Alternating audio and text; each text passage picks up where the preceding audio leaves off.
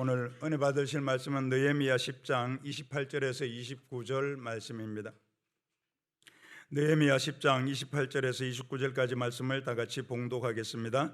그 남은 백성과 제사장들과 레위 사람들과 문지기들과 노래하는 자들과 느디님 사람들과 및 이방 사람과 절교하고 하나님의 율법을 준행하는 모든 자와 그들의 아내와 그들의 자녀들 곧 지식과 총명이 있는 자들은 다 그들의 형제 귀족들을 따라 저주로 맹세하기를 우리가 하나님의 종 모세를 통하여 주신 하나님의 율법을 따라 우리 주 야훼의 모든 계명과 규례와 율례를 지켜 행하여. 아멘.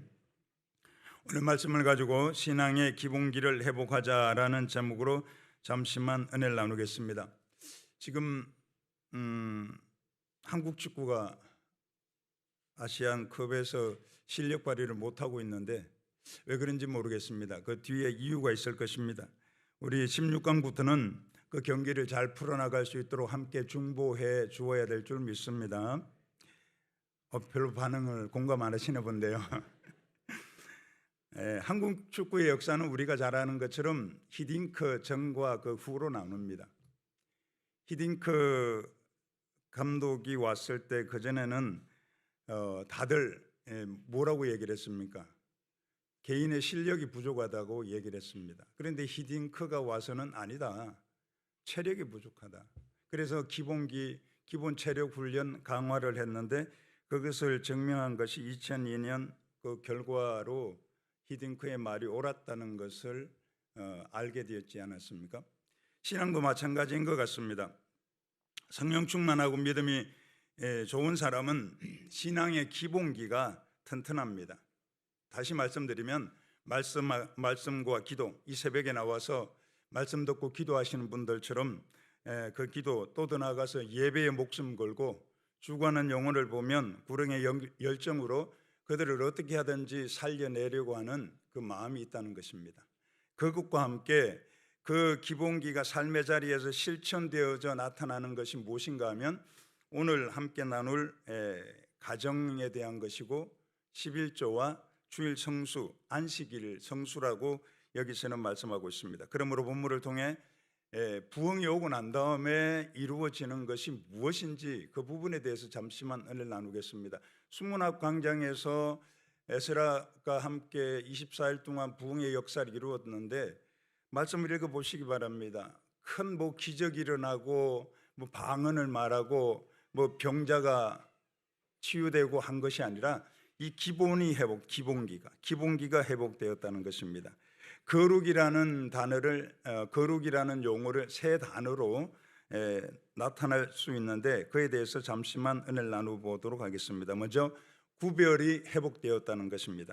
느헤미야 10장 30절에 보니까 우리의 딸들을 이 땅 백성에게 주지 아니하고 우리 아들들을 위하여 그들의 딸을 데려오지 아니하며라고 말하고 있습니다. 구별된다는 것입니다. 여기서 이야기하는 것이 순수한 혈통을 지키기 위해서 이방 여인들하고 자녀들을 주고받지 않겠다고 한 것이 아니라 신앙의 순수함을 지키기 위해서 그 구별을 하겠다. 이것은 하나님께서 이스라엘 백성들에게 말씀하신 겁니다. 신명기 7장 4절에 보니까 그가 내 아들을 유혹하여 그가 야훼를 떠나고 다른 신들을 섬기게 함으로 야훼께서 너희에게 진노하사 갑자기 너희를 멸하실 것임이라 그랬습니다. 그러므로 이방 자녀들과 이스라엘 백성들의 자녀들이 혼을 하지 말라고 말씀하고 있었는데 근데 이게 무너진 거예요. 바벨론 포로 시기에 다 무너져서 주고받고 심지어 제사장 또한 그런 자녀들을 통해서 그런 일을 행했다는 것입니다. 근데 이 단초를 제일 많이 제공한 사람이 누군지 아십니까? 가장 이스라엘 역사에서 가장 큰 영향력을 끼친 인물 중에 한 인물인 솔로몬이었습니다. 느헤미야는 13장 26절에서 27절에 이렇게 말씀하고 있습니다. 또 이르기를 옛적에 이스라엘 왕 솔로몬이 이 일로 범죄하지 아니하였느냐? 그는 많은 나라 중에 비길 왕이 없이 하나님의 사랑을 입은 자라. 하나님이 그를 왕으로 삼아 온 이스라엘을 다스리게 하셨으나 이방 여인이 그를 범죄하게 하였나니 너희가 이방 여인을 아내로 맞아 이 모든 큰 악을 행하여 우리 하나님께 범죄하는 것을 우리가 어찌 용납하겠느냐라고 했습니다. 구별된, 구별된. 오늘 이 자리에도 아마 결혼을 앞둔 우리 청년 지체들이 있을 것입니다. 청년 지체들이 과연 어떤 결혼 상대를 가지고 어떤 결혼관을 가지고 접근하고 가정을 이루고 꿈꾸고 행복을 추구해 나갈지는 모르겠습니다. 그런데 2023년 초 작년 초로 알고 있습니다. 국민일보 더미션란에 두 차례 걸쳐서 배우자 찾기로 어려움을 겪는 기독 청년의 실태와 해결 방안에 대해서 잠시 기고한 내용이 있었습니다. 그런데요, 결혼 문제를 가지고서 해결하지 못한 30대 청년들이요, 교회에서 맴돌다가 이 가나안 성도로 전락하고 말았다는 안타까운 이야기도 있었습니다.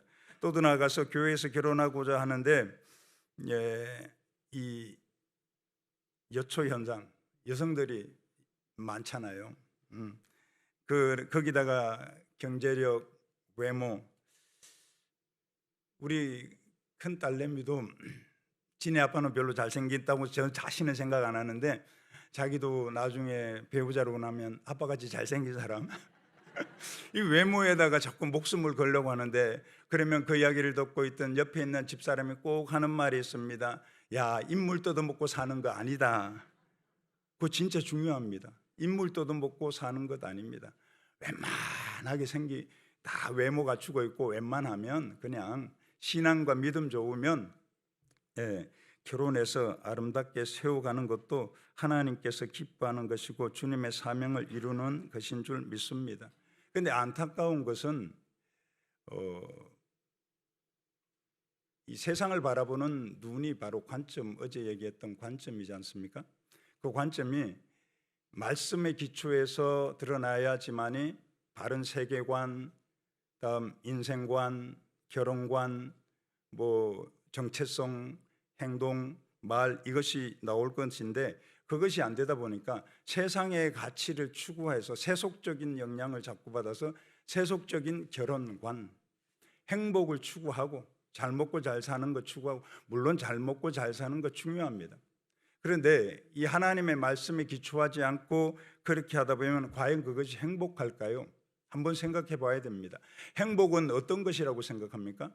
행복은 추상적인 거예요. 행복은 무엇을 때 주어지는 것이지 행복 자체가 목표가 되진 않습니다. 사명을 이루기 위해서 달려가다 보니까 하나님 은혜로 말미암아 기쁘고 또 나아가서 나도 모르는 이 희열이 있고 성취감이 있고, 이것이 행복이에요.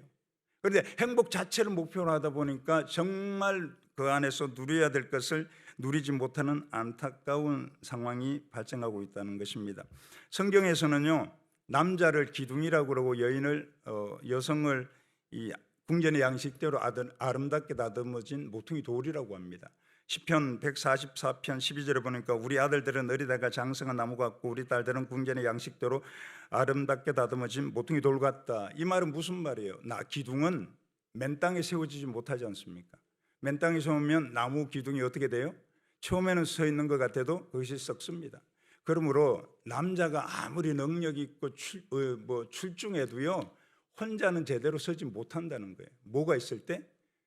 돕는 배필, 반쪽이 아니에요, 한쪽이에요. 나의 다른 한쪽. 자꾸 반쪽을 찾는다 그러니까 반쪽이 아닙니다. 성경엔 완전한 남자, 완전한 여자가 만나서 완전한 한 몸을 이루는 겁니다.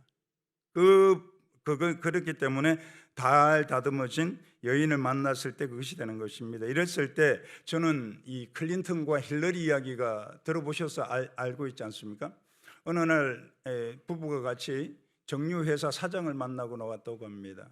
그러면서 클린턴이 차에서 얘기를 했답니다. 힐러리한테, 당신은 나를 만났기 때문에 나를 만났던 걸 행복하다고 생각해 그랬답니다. 왜 그랬더니 쟤를 만났으면 정유사 사장밖에 안 됐잖아. 그랬더니 힐러리가 뭐라 그랬다고 그랬어요? 그래?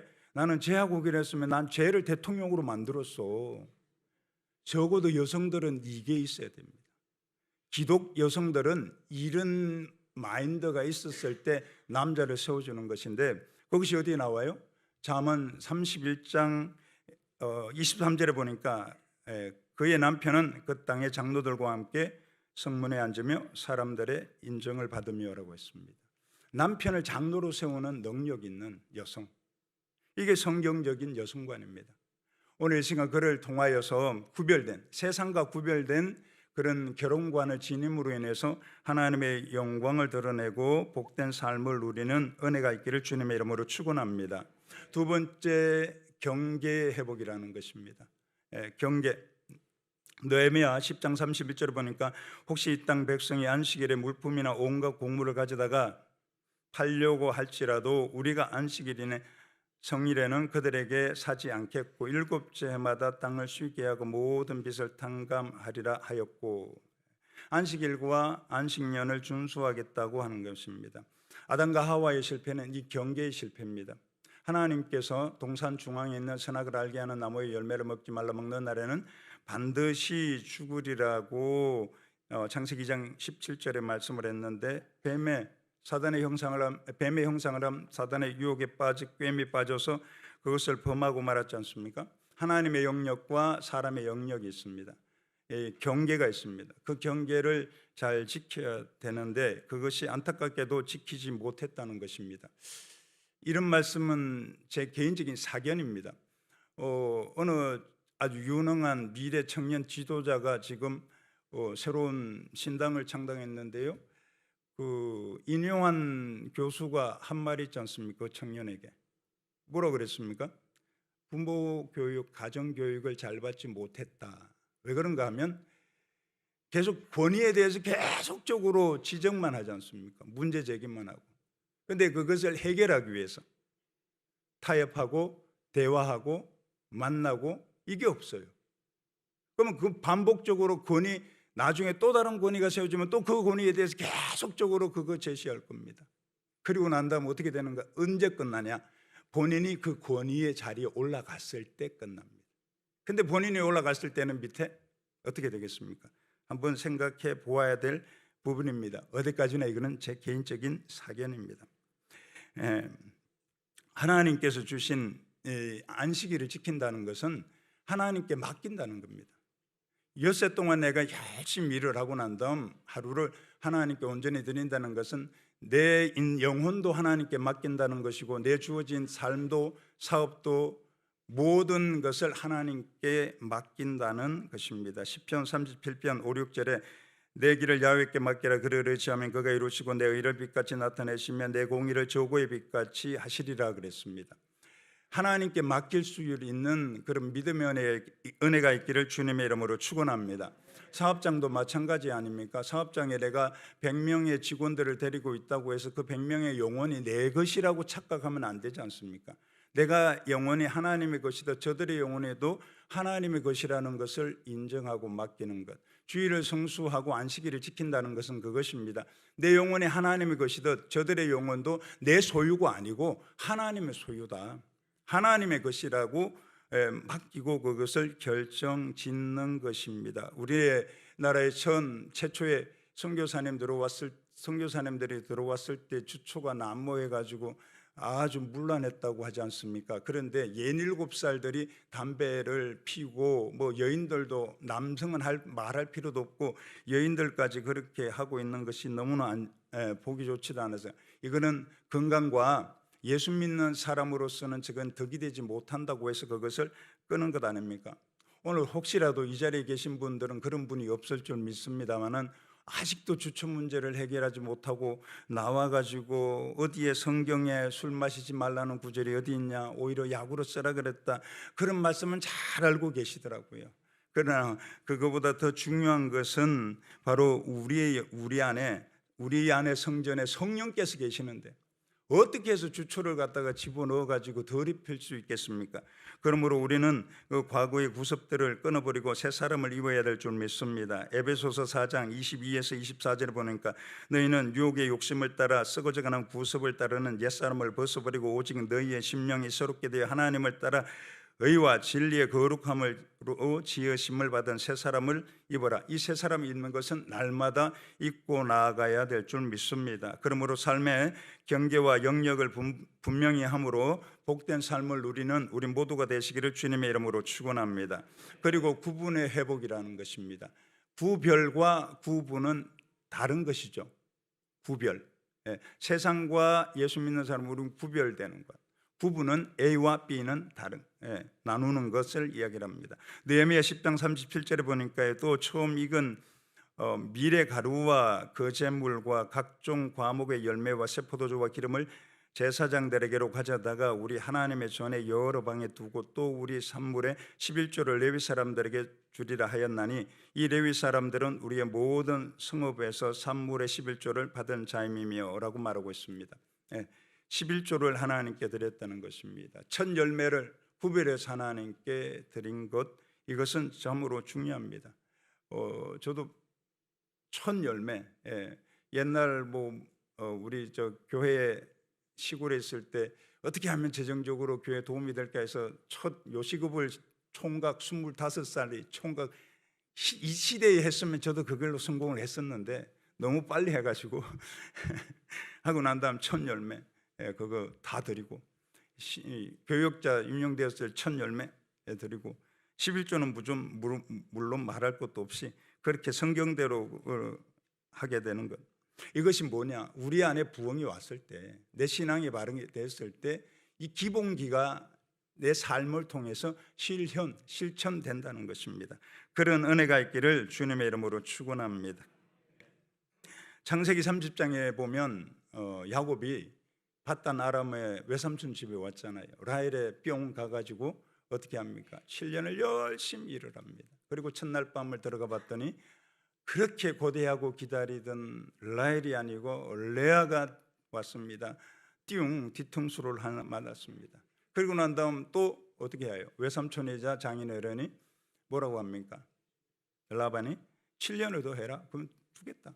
14년을 그렇게 했습니다. 그런데 14년을 했더니 자녀는 요셉까지 나왔고 디나까지 있었습니다. 그런데 그렇게 많았는데 어떻게 됐어요? 가진 게 별로 없는 거예요. 그때부터 돌아가겠다고 얘기를 했더니 라반이 뭐라고 합니까? 네가 돌아가면 어떡하냐? 내 저것도 보내고 내 눈에 밟혀가지고 나 못 산다. 품삯을 정해라. 그러면 주겠다고 합니다. 우리가 잘 아는 본문 조영기 목사님께서 바라봄의 법칙으로 얘기하셨던 신풍나무, 떡갈나무 이런 것들 껍질을 벗겨서 물 먹으러 왔을 때 흰 양과 흰염소에서 얼룩덜룩이 아름지고 전박이가 나오면 어떻게 해요? 이건 내 것이라고. 먼저 그 하기 전에 뭘 하는 거 아십니까? 구분합니다. 라반의 것에서 아름지고 얼룩이 덜룩이 전박이가 있으면 검은 양이 있으면 멀리 옮겨놓습니다. 3일 길을 옮겨놨다 구분합니다. 야곱의 이름의 뜻이 뭐예요? 네, 맞죠. 사기꾼, 뒤꿈치를 잡은 자, 속여 빼앗는 자. 그런데 사기꾼이 네 것과 내 것 구분해요? 사기꾼이 네 거는 내 거는 당연히 내 거고 네 것도 내 거다. 이게 사기꾼이 심리인데 야곱이 어떻게 됐는지 어떻게 해요? 구분을 하자. 왜 구분을 하게 됩니까? 야곱이 바단-아람에 왔더니 상사기꾼을 만난 거예요. 아마 그 기질이 어머니 맞잖아요. 지금 어머니가 이삭에게서 장자의 명분은 어떻게 했습니까? 에서한테 갈 거를 이삭이 그 혈통이 그쪽으로 좀 있었나 봅니다. 상사기꾼을 만나니까 이 사기꾼이 도저히 안 되는 거야. 정면승부하겠다, 바르게 하겠다, 옮겨놨습니다. 그리고 시작했습니다. 그랬더니 14년 동안 얻었던 것보다가요 그 뒤에 6년을 있으면서 얻은 것이 더 많았다고 성경은 말하고 있습니다. 그래서 그러면서도 품삯을 10번이나 속여 빼앗았다고 창세기 31장 7절에서는 말하고 있고요. 창세기 30장 40절에 보니까 야곱이 새끼 양을 구분하고 그 얼룩무늬와 검은빛 있는 것을 라반의 양과 서로 마주보게 하며 자기 양을 따로 두어 라반의 양과 섞이지 않게 했다. 구분할 줄 알아야 된다는 겁니다. 그랬더니 창세기 30장 43절에 이에 그 사람이 매우 번창하여 양떼와 노비와 낙타와 나귀가 많았더라. 이게 하나님의 것인지 내 것인지, 이게 이웃 것인지 내 것인지, 이게 회사 것인지 내 것인지, 산업 스파이들이 얼마나 많아요. 그 돈의 유혹에 빠져가지고 그동안 30년 동안 열심히 몸바쳐서 일한 곳에 모든 중요한 정보를 가지고 나가서 팔아먹는, 이거는 그 회사도 마찬가지고 국가에도 마찬가지고 엄청난 손해를 끼치는 것 아니겠습니까? 바로 이거 구분할 줄 알아야 되는 구분. 이게 11조가 출발이라는 거예요. 이게 11조가 우리가 잘 아시는 것처럼 9개는 내 거고 1개는 하나님 거다, 이게 아니잖아요. 모든 것을 다 10개 하나님께 주셨는데 하나를 하나님께 드리면, 10의 1을 드리면 하나님께서는 우리에게 주신 10개가 하나님께서 주셨다고 인정하는 것이 11조 아닙니까? 또 11조를 드리는데 여의도는 뭐 성도님도 많고 뭐 재정도 풍부하다고 보이니까 11조를 자기가 계산해 가지고 어디다 보내는가 하면 개척교회로 보내고 각 선교지에다가 특별히 선교원금으로 보낸다는 분들이 있습니다. 그거 다시 한번 점검해 보시기 바랍니다. 11조는 내 영혼에 꼴을 주시는 그 몸 섬기고 있는 그 교회에다가 드리는 겁니다. 개척교회 보내고 선교지 교회 보내는 것은 그 별도로 해서 드려야죠.